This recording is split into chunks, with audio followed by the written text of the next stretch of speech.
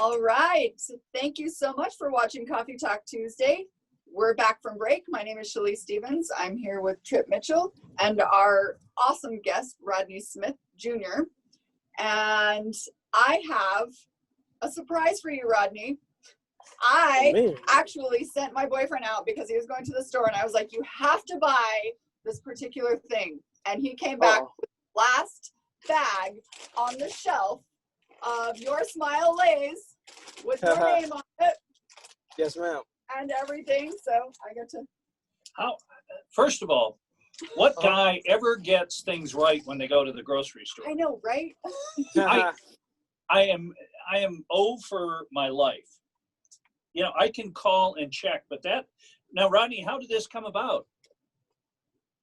Liz just reached out, I guess, early part of the year. I think someone might have nominated me for it, and they just went through the processes that they had, and then they told me that I would be selected to be one of the people, one of 30 on their bags. So they got 30 different people across the country that are doing, you know, kind of good things in their communities, and we'll feature their own bags. So some are featured on 2, some are featured on 3, some are featured on 4, I believe. So yeah. Yep, this one says the salt and vinegar one, Which are my favorites. And so I'm giving this to, well, I don't know, my kids might be mad if they knew that I actually gave this to you. They're not going to watch. Yeah, no, just give it to me.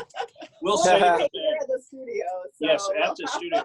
And as Chalese walked in to do the show today, Rodney, yes, I was eating out of a huge bag of chips, and she brought that in, and I was so appreciative because I was almost at the bottom. And he's like, he goes, you got a good quality, and I said, you can't eat these yet. So she immediately went down. Who are some of the other people that inspire you when you go about doing this stuff? You know, people who've been giving and in your life, and maybe we've never heard of them, but do you have some stories about those type of people? I mean, people inspire me just like, you know, first and foremost, you know, God, you know, inspires me every day, but just listening to the motivational speakers, you know, that keeps me going a lot. That really keeps me inspired and wanting to get back, you know. Guys like Inky Johnson, and they got a guy named Eric Thomas, different motivational speakers that I listen to all the time while I'm on the road, because when I'm on the road, most of the time, you know, I don't listen to any music. Most of the time I'm just driving and just coming up with different ideas, and once in a while I'll put on a podcast or listen to some of those guys talk. And that's what I, you know, enjoy listening to. But yeah, and just seeing people doing good stuff inspires me. You know, it's funny is I used to do that when I was commuting between Vegas and Salt Lake, is listen to books on tape. Yeah. And they have wonderful speakers. And my business partner on the TV station, his nickname is Short Story Long, because he can take a 30-second story and do it for half an hour. He should really be. But I was gonna say, did you learn from him? I learned from him. And then our engineer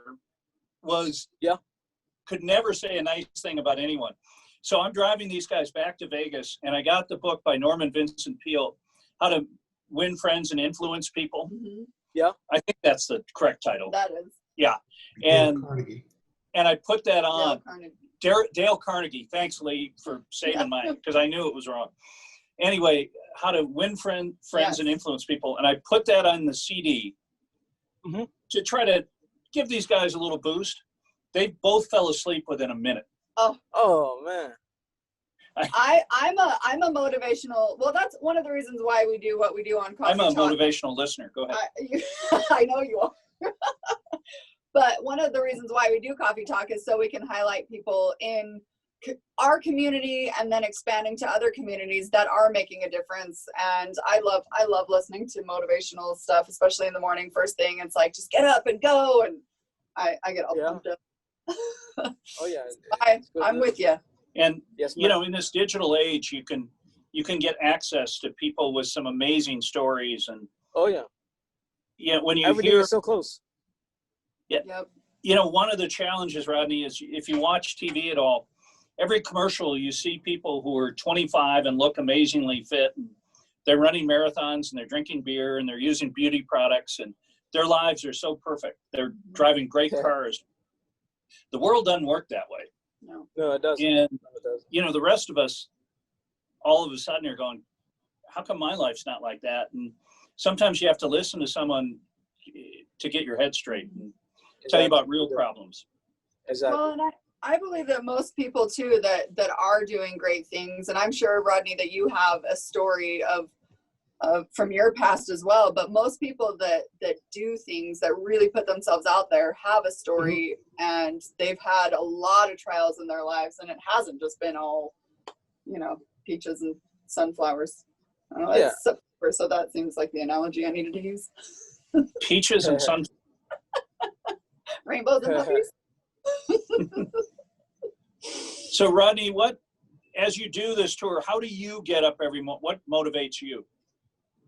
Just looking forward to hearing from a new veteran, you know, getting their story and sharing their story. That motivates. Every story is different. But the only thing that I find that's in common is that if you ask a combat veteran about their time overseas and if they would do it again, and each of them would tell you, you know, I would do it again in a heartbeat, no questions.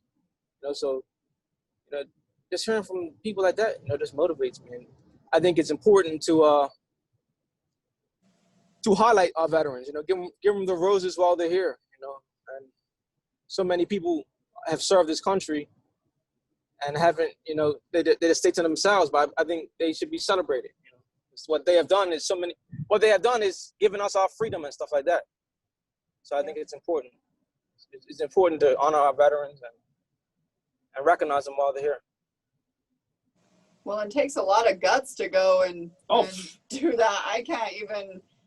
I remember when 9/11 happened, and I was like, I'm gonna join the army. I'm gonna join whatever I was gonna join. I was all up. I mean, I had a baby, so it wasn't really something that I was ready to do. But I mean, at that point, I was wanting to do it, but it takes a lot of courage. Oh yeah.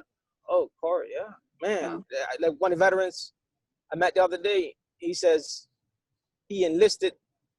He was in the army. I think he got out, and when 9/11 happened, he went right back in. Yeah. He said, I got to serve. It's time to serve. Time to strap my boots up, and that's defend our country. So, you know, it takes a lot for someone to, you know, put their country before their own. Like, they could be doing whatever they want to. You know, they could have run a different, but they decided to, you know, defend the country. Yeah. So I met a gentleman in Mexico last week who was in the Air Force, an academy graduate, retired from the Air Force, and now came back in, just like you were talking about.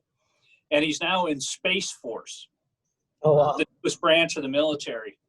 And me being a smart aleck, I said, have you seen the TV series Space Force, Steve Carell on Netflix?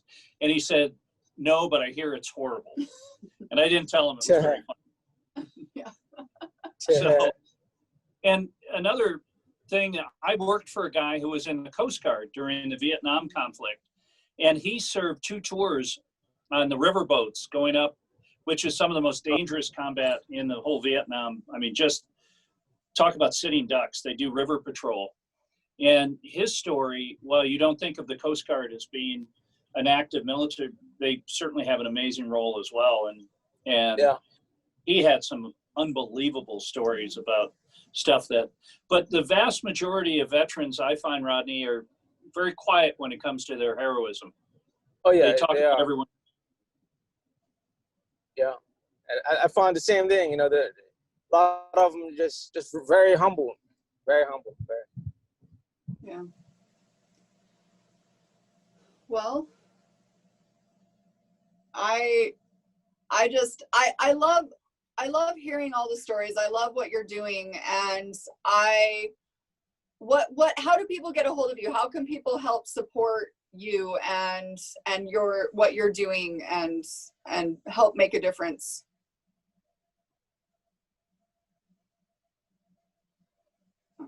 Rodney, did you freeze up? Yeah, his signal froze. But what we'll do is we'll stick up on the screen. We'll get Rodney's website and phone number, and what he's doing is amazing. It's really awesome. You know, I could donate I could find that old electric lawnmower. Oh yeah, I'm sure people would love that.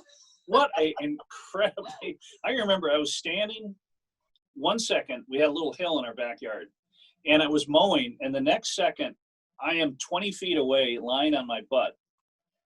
I literally got shocked, and it, obviously it has only affected me for the subsequent period of time, but. Wow. Yeah. I have a battery lawnmower, which is pretty awesome, actually. It's light. I use it every day. Not every day, every week. Friday, that's my lawn mowing days. I can't believe your daughter doesn't get up and mow lawns. She's in school. Do it after school. Does she really go to school? She goes to school Monday through Thursday right now. She does have Fridays off, but get her out in the lawn. Yeah, it's just faster sometimes if I do it. And I mean, she does. So I have this. So my friend Rose that passed away last year, she had this thing with her kids where if they're going to school and they're doing their stuff, they're getting really good grades, as long as they're keeping their room clean and, little things around the house. But that was their job. That was their biggest chore. And I've definitely adapted that with my kids too, because I think there's something to be said for telling your kids not to get good grades. Mm-hmm. Because if you don't get good grades, you don't get into a good college. And good colleges are more expensive than bad ones. Right. So lower those expectations. You'll save a lot of money on college. That's my tip for the week. Okay. Well, I think I'm being a good example since I'm getting good grades in school and they get to see that and they get to see mom doing just what they do. And then I go out and mow the lawn too. So see? Well, it's nice to be back. Well, I'm glad to have you back, even though I do miss Chris now. Okay, well, Chris is in the next room so we can see him. Thank you. All right, well, thank you. And all the information for Rodney will be up, how you can support him. And if you see his salt and vinegar lays, I think there's another one too that he's on, but he's on the back there and his story and everything like that. It's really cool. So thank you, Rodney, for being on our show, and good luck in your adventure. And we'll see you next time. We'll see you next time. Yeah, I think he's coming back. Oh, he's coming back. Well, we're going to have to edit this together. We'll just hello. Yeah, here he is. Hi. Yeah, sorry about that.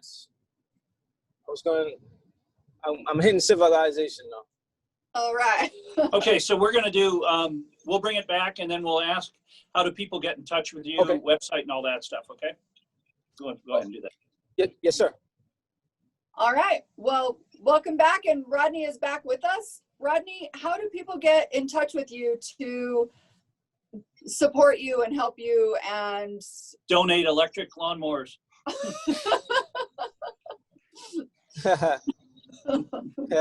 Yeah, so we have a website at weareraisingmen.com. You can find us on social media, Raising Men Lawn Care Service. You can find myself on social media, Rodney Smith Jr. That's the way they can contact if they like to. And what other Lay's bags besides the salt and vinegar are you on, so people can keep an eye out for them? I'm on original kettle cooked. I'm also on cheddar sour cream.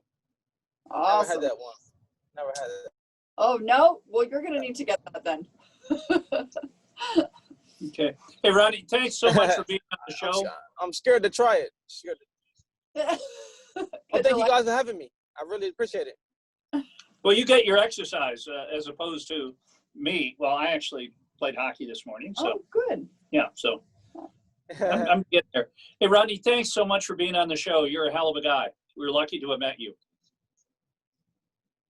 Thank you, guys. Yes, sir. Thank you guys so much. Thank you so much. And when you're in Salt Lake next time, look us up and we'll go to coffee. Okay. Yeah. Okay. Right. Sounds. Thanks, Rodney. Good. Thank you so much again. You. All right. Have a great day. Bye-bye. Bye-bye. You too.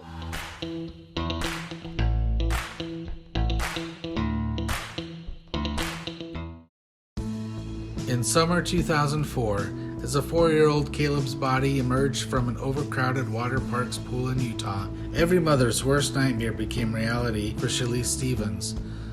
Would healing ever begin? Without an answer, she experienced truths about deep loss and grief's throttle. By age 40, she awakened to joy and motherhood. Finding 40, available on Amazon and wherever digital copies are sold.